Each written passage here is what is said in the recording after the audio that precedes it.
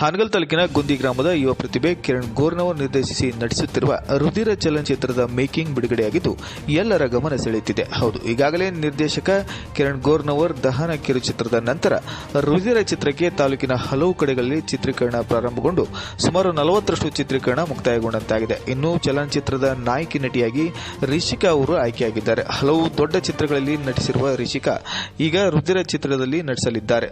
ಸಮಾಜಕ್ಕೆ ಒಳ್ಳೆ ಸಂದೇಶ ಸಾರುವ ರುಧಿರ ಚಲನಚಿತ್ರ ಇನ್ನೇನು ಕೆಲವೇ ದಿನಗಳಲ್ಲಿ ತೆರೆಯ ಮೇಲೆ ಬರಲಿದೆ.